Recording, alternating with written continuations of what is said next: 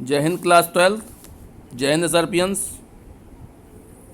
Welcome to online class of Shri Ram public school. Me Dharmendra Singh, your Hindi teacher.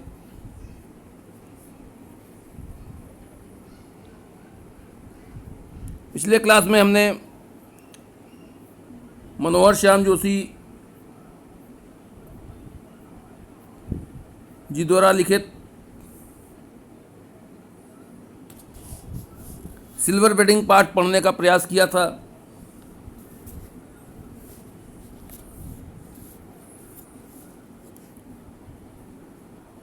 कुछ संभावित कारणों से व्यवधान उत्पन्न होने के कारण उस दिन क्लास व्यवस्थित ढंग से नहीं चल पाई थी। जहाँ से ब्रेक हुआ था वहाँ से हम आज पढ़ने का प्रयास करेंगे।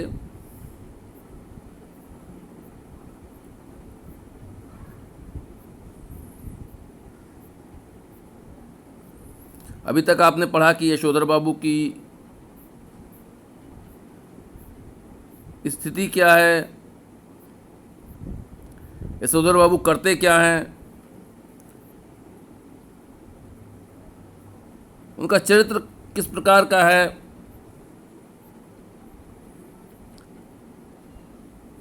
आगे की कहानी हम पढ़ने का प्रयास करेंगे।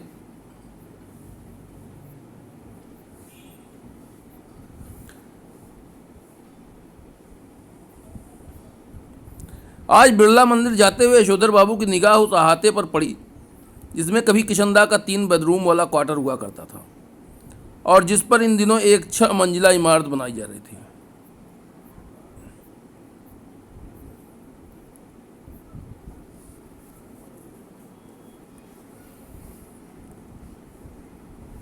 इधर से गुजरते हुए कभी के DIZ एरिया की बदलती शक्ल देखकर यशोधर बाबू को बुरा सा लगता है।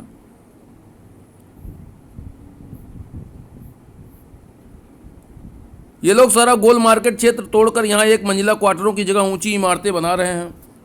यशोधर बाबू को पता नहीं कि वे लोग ठीक कर रहे हैं कि गलत कर रहे हैं।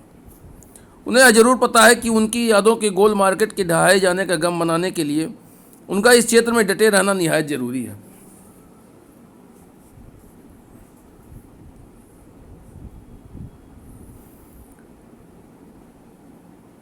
उन्होंने एंड्रयूजगंज, लक्ष्मीबाई नगर, पंडारा रोड आदि नई बस्तियों में पद की गरिमा के अनुरूप D2 टाइप क्वार्टर मिलने की अच्छी खबर कई बार आई है,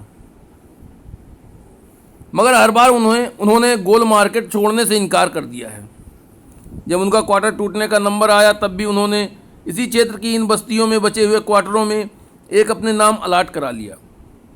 पत्नी के यह पूछने पर कि जब यह भी टूट जाएगा तब क्या करोगे, उन्होंने कहा तब की तब देखी जाएगी। कहा और उसी तरह मुस्कुराए जिस तरह किशनदा यही फिक्रा कहकर मुस्कुराते थे।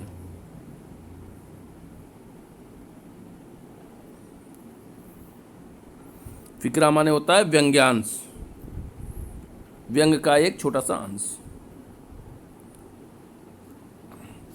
सच तो यह है कि पिछले कई वर्षों से यशोधर बाबू का अपनी पत्नी और बच्चों से हर छोटी बड़ी बात में मतभेद होने लगा है और इसी वजह से वह घर जल्दी लौटना पसंद नहीं करते। जब तक बच्चे छोटे थे तब तक वह उनकी पढ़ाई लिखाई में मदद कर सकते थे।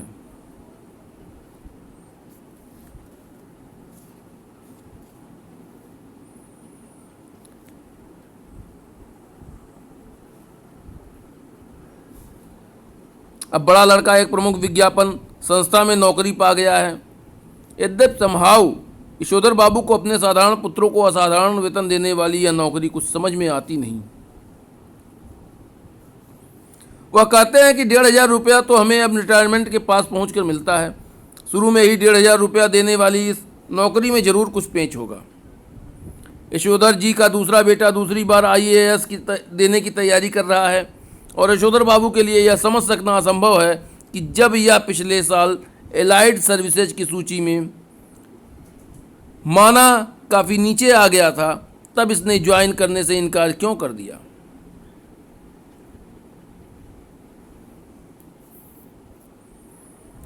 उनका तीसरा बेटा स्कॉलरशिप लेकर अमेरिका चला गया है और उनकी एकमात्र बेटी न केवल तमाम प्रस्तावित वर अस्वीकार करती चली जा रही है, बल्कि डॉक्टरी की उच्चतम शिक्षा के लिए स्वयं भी अमेरिका चले जाने की धमकी दे रही है। यशोधर बाबू जहां बच्चों की इस तरक्की से खुश होते हैं, वहां समहाउ यह भी अनुभव करते हैं कि वह खुशहाली भी कैसी जो अपनों में परायापन पैदा करे।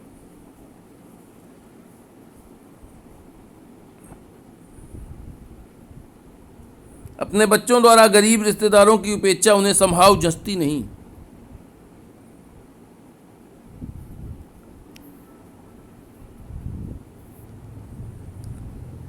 एनीवे, जनरेशनों में गैप तो होता ही है सुना, ऐसा कहकर स्वयं को दिलासा देता है पिता।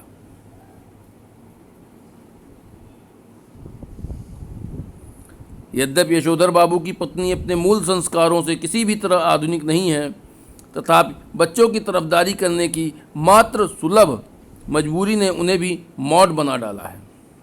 मात्र सुलभ मतलब माताओं की स्वाभाविक दिशा, मॉड माने होता है आधुनिक। कुछ यह भी है कि जिस समय उनकी शादी हुई थी, यशोधर बाबू के साथ गांव से आए ताऊ जी और उनके 2 विवाहित बेटे भी रहा करते थे। इस संयुक्त परिवार में पीछे ही पीछे बहुओं में गजब के तनाव थे, लेकिन ताऊ जी के डर से कोई कुछ कह नहीं पाता था। यशोधर बाबू की पत्नी को शिकायत है कि संयुक्त परिवार वाले उस दौर में पति ने हमारा पक्ष कभी नहीं लिया, बस जिठानियों की चलने दी। जिठानी मतलब पति के बड़े भाई की पत्नी।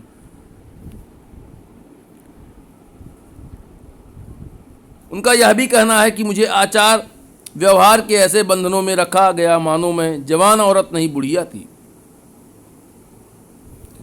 जितने भी नियम इनकी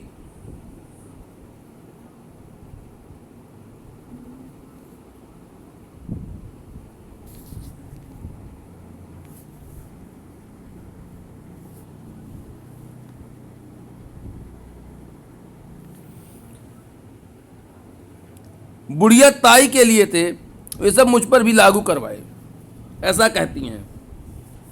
घरवाली बच्चे उससे सहानुभूति व्यक्त करते हैं। फिर वह यशोधर जी से उन्मुख होकर कहती हैं, तुम्हारी ये बाबा आदम के ज़माने की बातें मेरे बच्चे नहीं मानते, तो इसमें उनका कोई कसूर नहीं।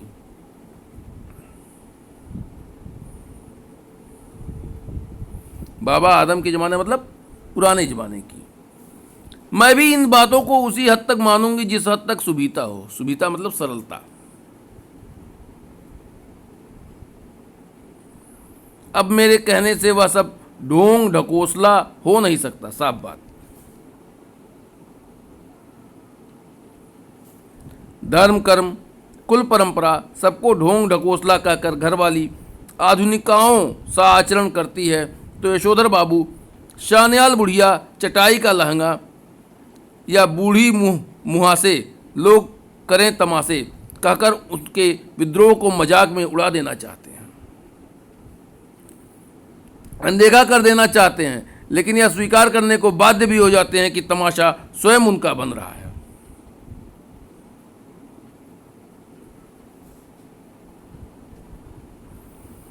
जिस जगह किशनदा का क्वार्टर था, उनके सामने खड़े होकर एक गहरा निश्वास छोड़ते हुए यशोधर जी ने अपने से पूछा कि क्या यह बेटर नहीं रहता कि किशनदा की तरह घर गृहस्थी का बवाल ही न पाला होता और लाइफ कम्युनिटी के लिए डेडिकेट कर दी होती।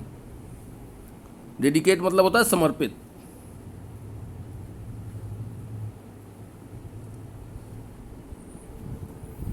फिर उनका ध्यान इस ओर गया कि बालजती किशनदा का बुढ़ापा सुखी नहीं रहा।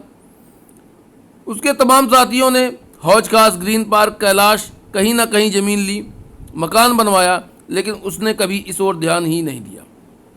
रिटायर होने के 6 महीने बाद जब उसे क्वार्टर खाली करना पड़ा, तब हद हो गई। उसके द्वारा उपकृत इतने सारे लोगों में से एक ने भी उसे अपने यहाँ रखने की पेशकश नहीं की। स्वयं यशोधर बाबू उसके सामने ऐसा कोई प्रस्ताव नहीं रख पाए, क्योंकि उस समय तक उनकी शादी हो चुकी थी और उनके 2 कमरों के क्वार्टर में 3 परिवार रहा करते थे।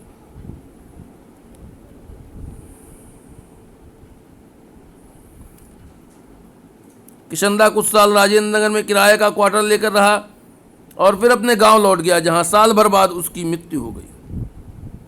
ज़्यादा पेंशन खा नहीं सका बेचारा।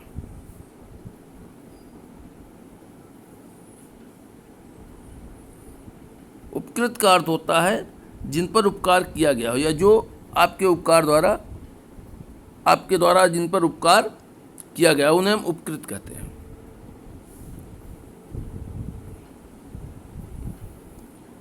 विचित्र बात यह है कि उसे कोई भी बीमारी नहीं हुई, बस रिटायर होने के बाद मुरझाता सूखता ही चला गया। जब उसके एक बिरादर से मृत्यु का कारण पूछा तब उसने यशोधर बाबू को यही जवाब दिया, जो हुआ होगा, यानी पता नहीं क्या हुआ। बिरादर मतलब होता है जाति भाई।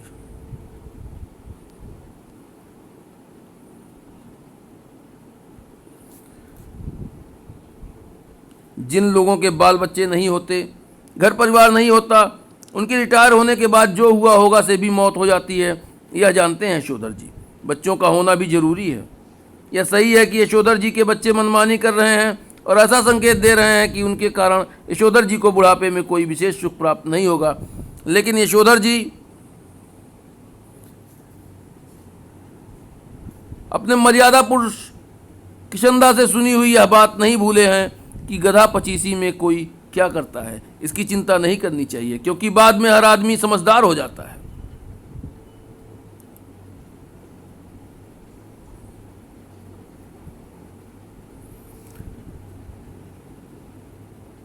यद्यपि युवा यशोधर को विश्वास नहीं होता, तथापि किशनदा बताते हैं कि किस तरह मैंने जवानी में 50 किस्म की खुराफात की है। खुराफात मतलब शरारत, ककड़ी चुराना, गर्दन मोड़ के मुर्गी मार देना, पीछे की खिड़की से कूदकर सेकंड शो सिनेमा देखाना। कौन कर्म ऐसा है जो तुम्हारे इस किशनदा ने नहीं कर रखा।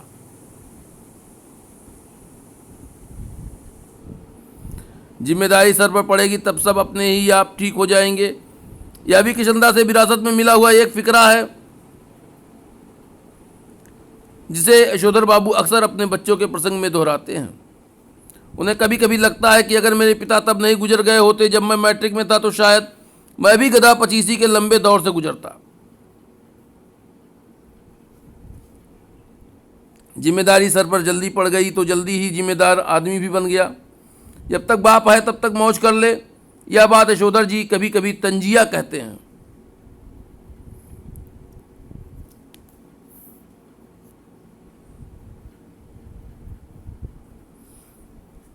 तंजिया का अर्थ होता है व्यंग में, लेकिन कहते हुए उनके चेहरे पर जो मुस्कान खिल जाती है वह बच्चों पर यह प्रकट करती है कि बाप को उनका स्नात होना, गैर जिम्मेदार होना कुल मिलाकर अच्छा लगता है।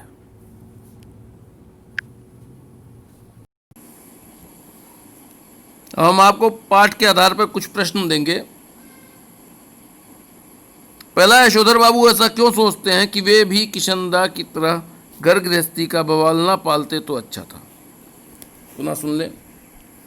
यशोधर बाबू ऐसा क्यों सोचते हैं कि वे भी किशनदा की तरह घर गृहस्थी का बवाल ना पालते तो अच्छा था।